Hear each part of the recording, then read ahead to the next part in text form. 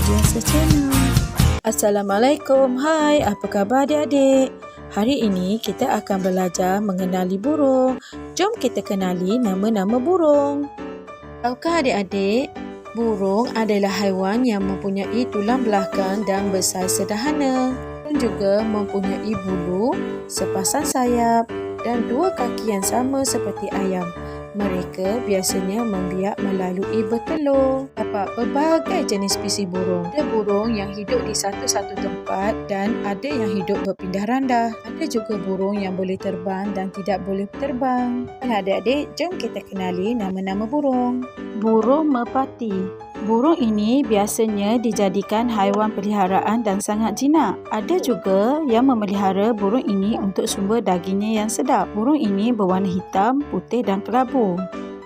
Burung kelicap. Burung ini bersaiz kecil dan mempunyai paruh yang panjang dan halus. Burung kelicap burung yang memakan madu bunga. Terdapat pelbagai jenis burung kelicap. Burung belatuk. Burung belatuk membuat sarang dengan mematuk pada dahan atau batang pokok dengan laju berulang-ulang kali menggunakan paruhnya. Burung gagak. Burung gagak mempunyai bulu berwarna hitam. Ia memakan bangkai dan juga kotoran sampah sarak yang terbuang. Burung gagak menghasilkan bunyi yang kuat terutamanya apabila berkumpulan dan menemui makanan untuk direbut. Burung bangau. Burung bangau biasanya mempunyai bulu putih di seluruh badan dan mempunyai kaki yang berwarna hitam. Paruhnya berwarna kuning. Bangau gemar bertenggek di atas lembu atau kerbau untuk mencari makanan seperti kutu atau tempiras di badan kerbau dan lembu. Bangau juga gemar mencari ikan di kawasan berair cetek. Burung hantu. Burung hantu memiliki sayap yang besar, mata yang bulat dan berwarna coklat. Burung ini biasanya memakan ular, tikus, serangga dan haiwan kecil. Burung pipit. Burung ini hidup berkumpulan dan sarang mereka diperbuat daripada rumput kering atau daun-daun kering di tempat yang berlubang. Burung pipit bersaiz agak kecil dan biasanya memakan serangga kecil, buah padi atau juga buah-buahan kecil seperti beri. Burung kakak tua. Kakak tua merupakan salah satu haiwan peliharaan kegemaran. Burung ini biasanya memakan makanan seperti bijiring, kekacang, buah, tunah dan lain-lain tumbuhan lagi.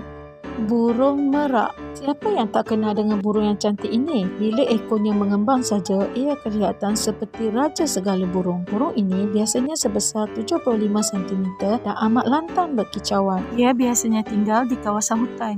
Burung tiung. Dapat pelbagai spesies burung tiung. Ini adalah burung tiung gembala kerbau.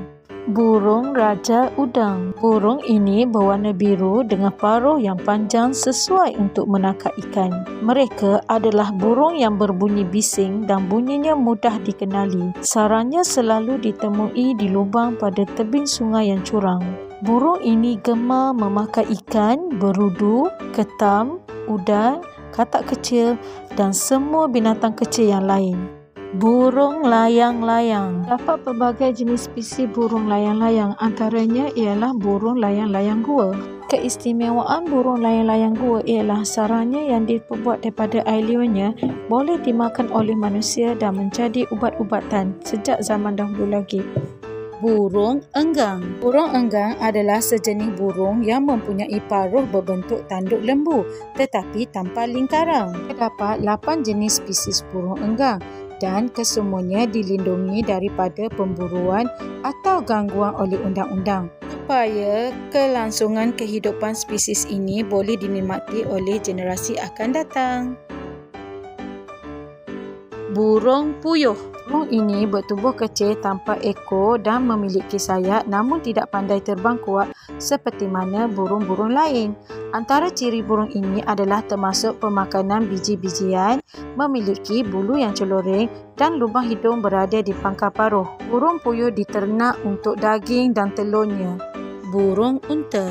Burung unta adalah burung terbesar dan terpantas di dunia yang dapat berlari dengan kelajuan yang sangat pantas untuk jangka masa yang singkat. Walaupun burung unta itu burung unta tidak dapat terbang dan akan lari ketika diancam. Kiranya terancam, burung unta akan memasukkan kepalanya ke dalam tanah. Burung kasuari. Burung kasuari memiliki tanduk di atas kepalanya dan burung kasuari tidak boleh terbang.